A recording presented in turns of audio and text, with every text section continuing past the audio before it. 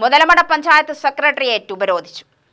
മുതലമട പഞ്ചായത്ത് ഭരണസമിതിയുടെ കെടുകാര്യസ്ഥത മൂലമുണ്ടായ ഭരണവിരുദ്ധത മറച്ചുവെക്കാൻ പഞ്ചായത്ത് പ്രസിഡന്റും വൈസ് പ്രസിഡന്റും പഞ്ചായത്തിന് മുന്നിൽ ഉപവാസ സമരമെന്ന ആഭാസ സമരം നടത്തുന്നതിൽ പ്രതിഷേധിച്ചാണ് ഡിവൈഎഫ്ഐ മുതലമട മേഖലാ കമ്മിറ്റിയുടെ നേതൃത്വത്തിൽ പഞ്ചായത്ത് സെക്രട്ടറിയെ ഉപരോധിച്ചത്.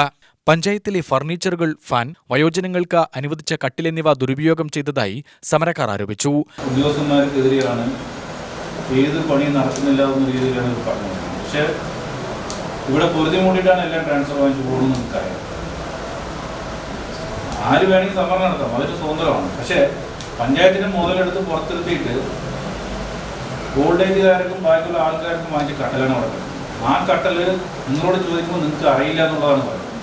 പഞ്ചായത്ത് അംഗങ്ങളായ R Alairaj, S Akhtar, local committee അംഗം K Vinod, A Rasheed, S Surya എന്നിവർ പ്രസംഗിച്ചു.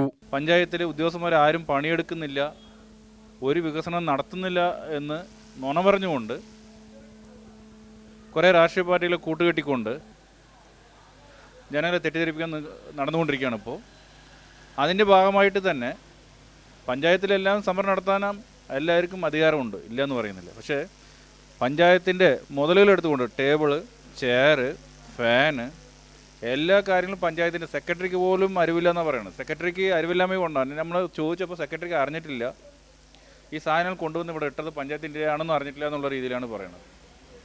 പിന്നെ പഞ്ചായത്ത് എങ്ങനെ മുന്നോട്ട് കൊണ്ടുപോകാൻ പറ്റുക, പദ്ധതികൾ എങ്ങനെ മുന്നോട്ട് കൊണ്ടുപോകാൻ പറ്റുക? ഞങ്ങൾ പലവട്ടവും ബോർഡ് നടത്തണം എന്നുള്ളത് പലവട്ടവും ഞങ്ങൾ എല്ലാ മെമ്പർമാരും കത്ത് കൊടുത്തു. ഈവൻ കോൺഗ്രസ് മെമ്പർമാർ പോലും കത്ത് കൊടുത്തിട്ട് ഞങ്ങൾ ബോർഡ് നടത്തില്ല എന്ന് വാശി പിടിച്ച് കുറേ മാസങ്ങളായി പെൻഡിങ് ഉണ്ടായിരുന്നതാണ് ബോർഡ് നടത്താതെ. ഇപ്പോഴും കുറേ അജനകൾ തീരുമാനമാക്കാതെ വെച്ചിരിക്കും, മിനിറ്റ്സ് ക്ലോസ് ചെയ്താൽ വെച്ചിരിക്കുകയാണ്. സെക്രട്ടറിയോട് നിങ്ങൾ ചോദിച്ചാൽ അറിയാം.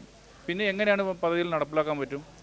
ഉദ്യോഗസ്ഥന്മാരെ ഭീഷണിപ്പെടുത്തുകയാണ്, നിരന്തരം ശല്യം ചെയ്യുകയാണ്. നിങ്ങൾ വേണ്ടെങ്കിൽ ഇവിടെ ഒരു പരാതിപ്പെട്ട് വെച്ച് കഴിഞ്ഞിട്ട് ആ ഉദ്യോഗസ്ഥന്മാരെങ്കിലും കൂടെ പരാതി എഴുതി കഴിഞ്ഞാൽ അവർക്ക് ഉദ്യോഗസ്ഥന്മാർക്ക് ഇതിനെ കുറിച്ച് പരാതി എഴുതാൻ നേരം മാത്രമേ ഉണ്ടാവുള്ളൂ.